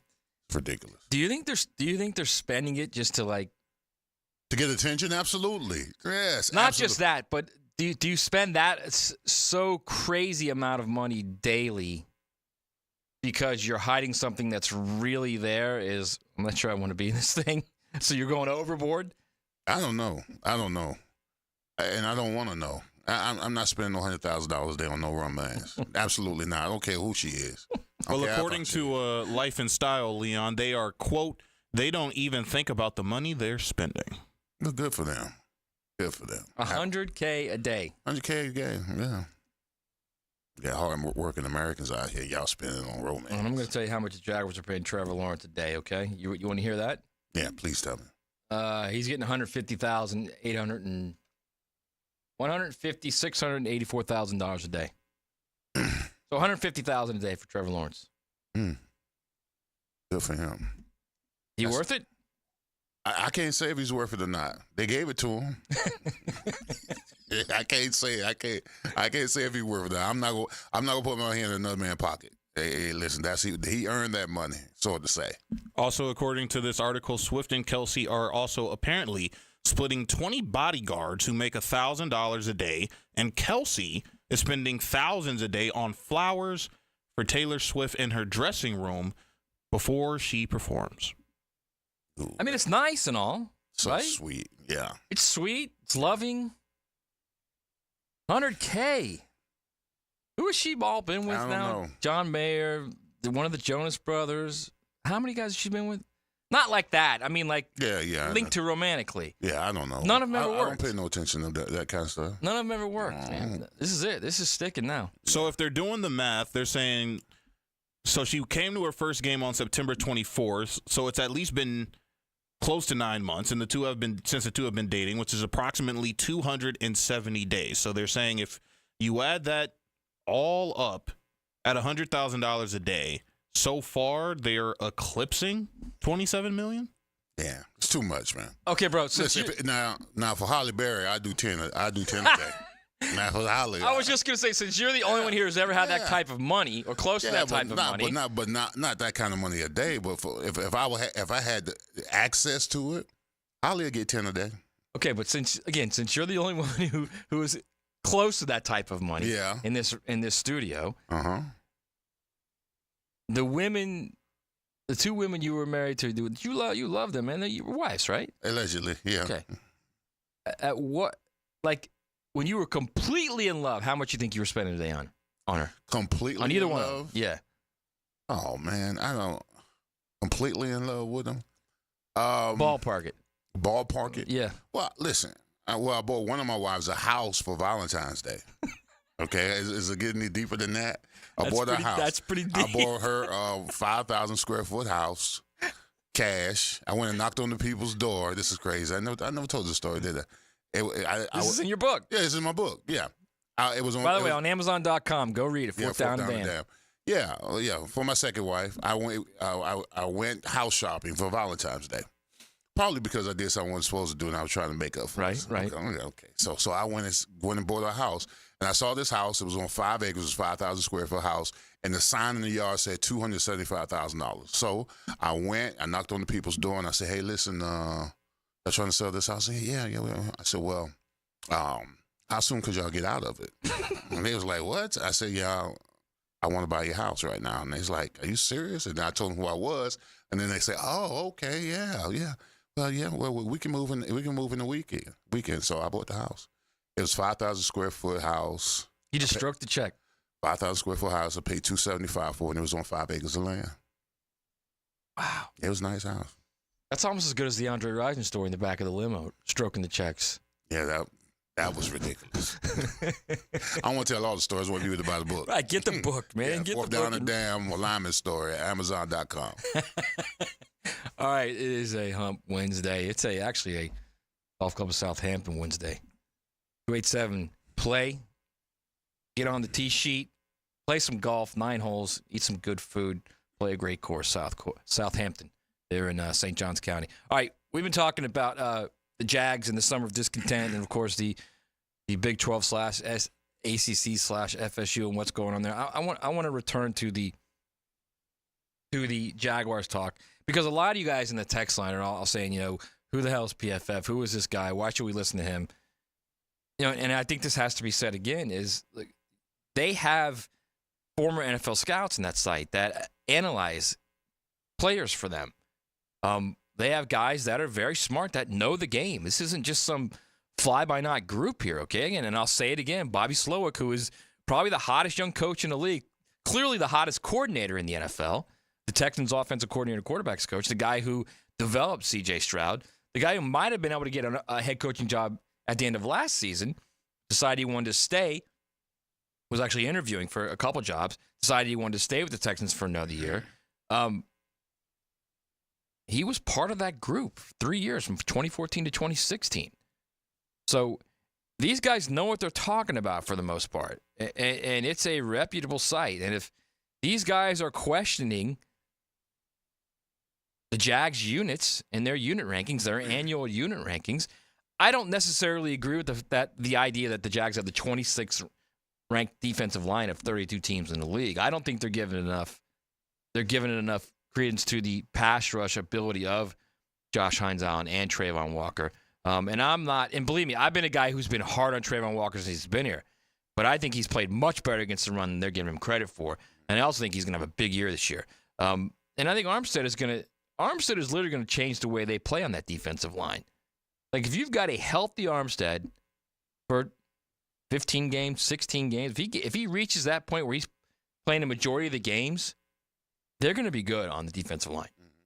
They're going to be really good on the defensive line. Yeah, I mean, listen, if this team they'll raise their ranking by performing better. I mean, that's the bottom line. Especially the younger group, the younger core of this Jaguar team has just got to elevate. I mean, these guys have been on the team the last couple of years right now. I told you, when it comes to, I always look at it this way, because I talk about how my growth in the NFL went. You know, from not playing, first year starting, then starting, and then my ascension. I mean, so a lot of this young talent that we see with the Tyson Campbells and the Ciscos and the Devin Lloyds and all that kind of stuff, they've got to start ascending now. They've got to play beyond themselves. Oh, yeah. You know what I'm saying? They can't stay. They stay because you don't get paid. You can't stay status quo. You got to elevate because by year 3 to 4, you should be ascending to one of the better whatever the position may be. Right. You know what I'm saying? Right. If you stay level, you don't get paid. You know what I'm saying? You got to be ascending. So a lot of the young talent on this team, I just want to see the ascension of this team rise up because when you have the young talent, the ascension of the team, and then that's how the leadership is built because now they have more of a voice because they're out there playing. And then you got a nice little mixture of the young guys that are ascending, and then you got the veteran leadership or whatever.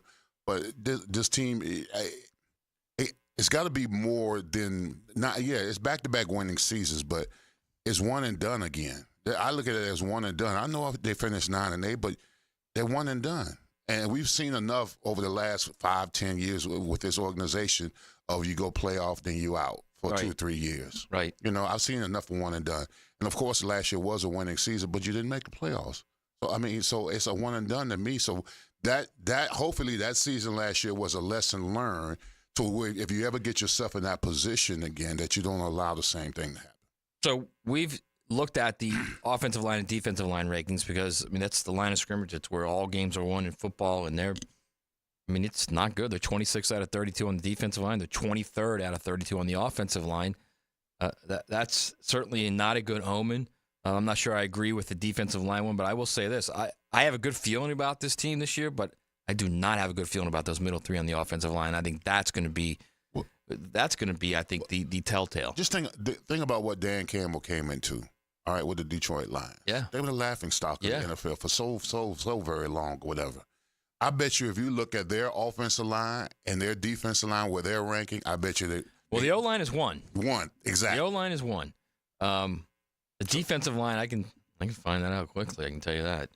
The defensive line for the Lions is Dan Campbell's only been in the league. What? He's only been a coach there with the Lions 3 years, right? And their offensive line is ranked number 1. Where's their defensive line? 4. Thank you. That part right there. See, that's what I'm talking about. The interior, building the team from the inside out. You got the number 1 offensive line ranking, and you got the number 4 defensive line ranking. Come on now. It's pretty obvious where it begins and ends, right? And Dan Campbell came into the league with the Lions, maybe 3-4 years ago? 3 years. This will be his 4th year. This will be his 4th year. Yeah. Yeah. And you know, he came into a situation where they were abysmal, laughingstock of the NFL. And everybody laughed at him. They laughed at him. We talked about biting kneecaps, all that kind of stuff. But listen, that team plays to the temperament of their coach. Yep. Hard-nosed, tough, physical. He reminds me of Cowart. He gonna shower you with spits everywhere because he gets into it or whatever. But the players love playing for him. Yeah. And they're a replica of what he's all about. And that's why they play tough-nosed offensive line ball. That's why they play tough-nosed defensive line ball. Because here's the thing, Matt, nothing else is tolerated. Right. What's tolerated is whatever's tolerated in practice is allowed to play in the game. Right. So if you it's Mike Leach used to say it all the time. Yeah. You either coach it or you allow it. Exactly. So softball offensive line play, if it looks like that on Sunday, that means it's tolerated in practice. Right.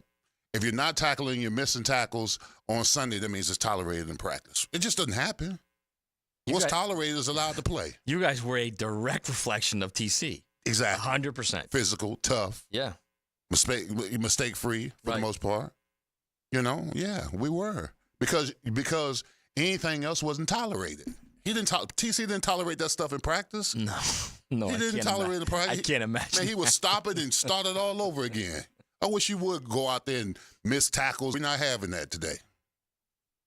Just saying. All right, I want to get a couple more unit rankings, and this one bothered me. I think this one, as much as any, bothered me. And again, I think the rankings within the NFL, Leon, were interesting, but I think within the division, it's definitely a head scratcher.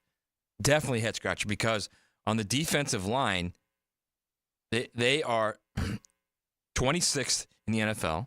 Colts are 7, Texans are 10, Titans are 21. So they're last in the division, defensive line, according to PFF. On the offensive line, they're 23rd in the NFL, which makes them 3rd in the division in the AFC South. Let's move to wide receiver, okay? The number 1 team, of course, is the 49ers. Texans are 5th because they added Stephon Diggs, they got Nico Collins, they got Tank Dell, they got John Mechie, they got Robert Woods. That's a fair ranking. They had really good receiving core, okay? Mm-hmm. But here's where it starts to get a little iffy. The Titans are 12 with aging DeAndre Hopkins, aging Calvin Ridley. Not aging, but just Calvin Ridley, you don't know what you're going to get from him, right? Mm-hmm. Tyler Boyd, who they added. First-round potential bust, Treylon Burks. And they've got them at 12. They've got the Colts at 22 with Michael Pittman and rookie A.D. Mitchell and Josh Downs. The Jags, 25th in the NFL receiving core. With a healthy Christian Kirk. Yeah. Evan Ingram, who had over 100 yards. Yeah. Gabe Davis. Yeah. And Brian Thomas Jr. Yeah. 25th out of 32 teams that receiving core. That's where they're ranked. Well, I mean, I'm shocked by that, actually. I'm a little shocked by that, too, as well. I mean, because Christian Kirk's coming off an injury. He's going to be fine. Evan Ingram is a straight baller. 100 receptions last year, over 100. He's a straight baller. Terrific player, yeah. And Gabe Davis was, he was what?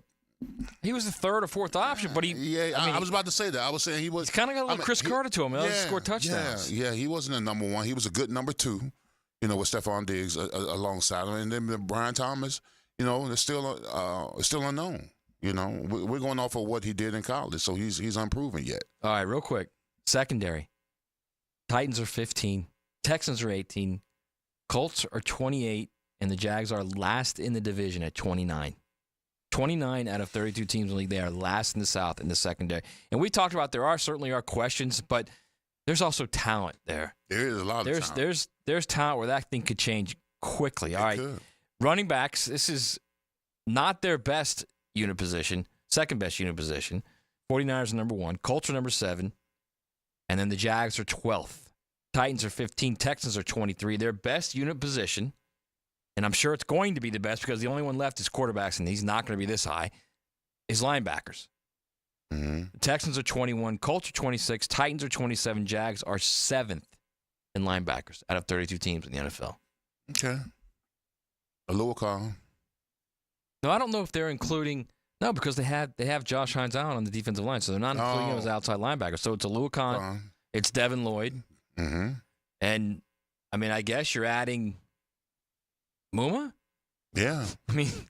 Because if you're looking at their 3-4, or if even they played even front, that's their 3. That's their 3, yeah. And having them 7th in the league out of 32. Interesting. All right, we need to go to break. We'll come back and wrap this thing up. It's XL Primetime. The First Coast Honda Dealer Studios on 1010XL. There's a new one-stop shop for all things Gators. Subscribe to the 1010XL Gators YouTube channel. Up-to-the-minute updates, instant reaction from Gainesville, plus the same 1010XL Gators podcast you've grown to know. And check out 1010XL Gators on YouTube.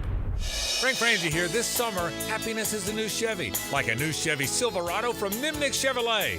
This month, you can save up to $8,500 off a new Silverado, or qualified buyers can get rates as low as 1.9% financing on all new Silverado 1500 models.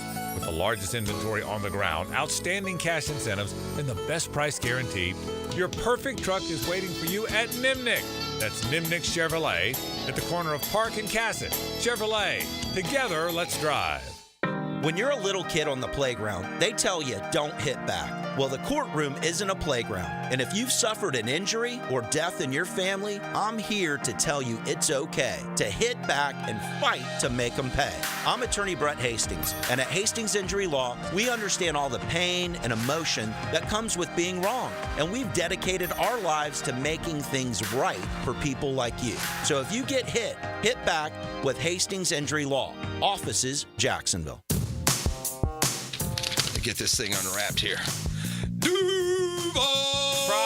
Praz, what in the world are you doing working on your Duval? That's right, man. I really identify with Duval. You live in St. John's County, knucklehead. I mean the Duval sub, the Dailies Dash Duval. Turkey, ham, melted cheddar, and habanero jack cheeses. Lettuce, tomato, crispy and fresh, like me. I'm sure there's a Dailies Dash sub that sums you up. The boss. Because, of course, oven roasted beef, Munster cheese, roasted mushrooms, caramelized onions, It's the boss of all subs, only available for me. That's just not true. What do you mean? I walked in the other day, screamed, "You know it!" and said, "A boss for a boss." Well, no matter who you are, there is a Daily Dash sandwich or sub for you. Go find yours. They may even make you a boss. I'm sure they will, because it is Daily Dash. Where more is better. And you got that right. Bolt City Heating and Air is here to keep you cool this summer. Anytime, any day, whenever you need fast, reliable air conditioning service. Their friendly technicians have fully stocked work vans, so they can get your AC done on site the same day. Rely on a family-owned Jacksonville-grown company this summer to keep your home cooling system working smarter, not harder. Experience the Bolt difference. Visit BoltCityAC.com to schedule your service appointment. BoltCityAC.com. It's the coolest week to save during the summer fan sale at First Coast Lighting and Fans. Buy one fan, save 10%. Buy two, save 15%. Buy three or more and save 20% off all fans at First Coast Lighting and Fans. Showroom near the Avenues. This Date in Sports History is brought to you by Southeast Orthopedic Specialists. July 10, 1934, National League pitcher Carl Hubble strikes out Babe Ruth, Lou Gehrig, Jimmy Fox, Al Simmons, and Joe Cronin for MLB All-Star record for consecutive strikeouts. Hello, First Coast. I'm sure by now you have seen our bright green GFL trucks and containers throughout the greater Jacksonville area. We're an industry leader in solid waste and would love the opportunity to earn your business. We're committed to customer service, reliability, and have an unwavering focus on safety. Whether commercial or construction, let us haul your waste away. Call 904-760-5880 to get a quote today. From GFL, Green for Life. Did you know a metal roof from Prime Roofing will last 2 to 3 times longer than a shingle roof? If you want a better roof, think metal. Think Prime Roofing. Schedule your free estimate today at primeroofingfl.com. That's primeroofingfl.com. Instant Keys. You don't have to go to the dealer. Instant Keys comes to you. For lost or broken keys or nearly any make and model of vehicle, call 722-1111 for Instant Keys locksmith service. Ready to drive away with a fortune? Join us at Best Bet St. Augustine for our Fairways to Fortune giveaway. Over $30,000 in prizes are up for grabs, including a top-of-the-line 6-seater golf cart. Join us July 27th at Best Bet St. Augustine for the big giveaway and hourly cash drawings. Come play and win big at Best Bet St. Augustine, located on State Road 207, seconds away from the I-95 exit. Visit bestbetjax.com for details. That's bestbetjax.com, and we'll see you in St. Augustine. Parents, it's football time. The Mandarin Athletic Association is accepting applications for the 2024 Pop Warner football and cheerleading season. Registration is filling up. Sign up at mandarintigers.com. That's mandarintigers.com. This is Hayes Carline here to help you break free from the chains of pest infestation. The talk of this town is Kingfish Pest Control. By now, many of your neighbors have already joined the Kingfish Revolution, leaving their homes and lawns protected and pest-free. Now it's your turn. Call Kingfish Pest Control and say goodbye to termites, ants, mosquitoes, and other annoying pests. Trust me, you'll get exceptional service and understand why your neighbors and I use Kingfish Pest Control, proud partner of the Jaguars. Craving a cold one? Well, zip into one of the great gate locations you see all over town and pick up a cold Bud Light, or a Natty, or an Ultra, maybe a 12-pack of the King of Beers, or some cold Coronas. It's all happening at your local gate convenience store. Slide on in today. What's changed totally inside and out? The Kuhn Flowers massive storefront, and yes, they've totally remodeled the showroom inside too. This is Frank Frangie, and the next time you drive by, stop and smell the roses at Kuhn Flowers. 1010XL is presented by Farrah & Farrah, exclusive injury law firm of the Jacksonville Jaguars. Protecting you and your family. Call 396-5555. Jacksonville. This is XL Primetime, brought to you by Florida Home AC. Now that's cool on 1010XL. All right, we're back on Primetime. We're wrapping up this Wednesday, this Golf Club of Southampton Wednesday. Again, not too late to get on a play sheet there, 287 play. Go play 9 holes. Eat some good food there at Southampton Golf Club. Leon, before we get out of here, on the text line, he says, I try to be very level-headed with the Jags. This is from the 910. I thought Trayvon was headed for a big year, but now that PFF has me thinking otherwise. Did Sam Monson at PFF or did these rankings make you double take at all on anything? No, man. I don't care. Listen, I don't care anything about rankings. To be quite honest with you, I mean they're good analytically to look at and evaluate where they think the talent is, but you still got to play ball. I mean, you still got to play ball. That looks good on paper. It sells subscriptions and all that kind of stuff. But if you're a ball player, man, you don't pay attention to none of that kind of stuff, man. You just got to go about the business of being a ball player. Unless you let it motivate you, which is nothing wrong with that. And that's what we're trying to do. That's it. For the next week and a half till camp starts, that's what we're trying to do. We're trying to we're doing our best to motivate. That's what we're doing. Mm-hmm. We got a long way to go. Great show. By the way, we got Dennis Dodd coming up tomorrow to talk more about this FSU, ACC, Big Ten, and where it could land, how it could happen. We'll get into that, more of the Jags talk. Right now, let's do this. Now, the cool down with Donovan Air Electric and Plumbing, keeping Jack's cool since 1987. My takeaway today is that the hell with rankings. This ain't college football. This is the NFL. I don't care nothing about being ranked here, ranked there. All you got to do is in a couple of weeks, the Jaguars going to be back in town, and it'll be about the business of ball, and we'll show and prove the doubters, and we'll be who we're supposed to be, better than where we were last year. That's all that matters. My takeaway is, what's the over on Travis Kelce? How many days before he starts thinking, wait, how much am I spending a day? Where's my money going? And why is it going? Maybe he loves her. Maybe. Maybe he's crazy. And if he is, good for him, man. Because there's nothing like it. There's nothing else like it. Yeah. So good for him. I hope he is. Oh, well, I hope he enjoys it. All right, we need to get out of here. We got the Franchi Show's coming up next with Carline. We got Blue. And we got, of course, the Hack Show. Tonight with Blue. If Kelsey's not, if he's not careful, he's going to be writing a book like me. Which is, by the way, Fourth Down and Damn, Amazon.com. All right, for Matt Hayes, for Leon Searcy, for RJ Saunders, keep it here on the Superstation. Lots more coming your way. Everyone wants to doubt Jacksonville.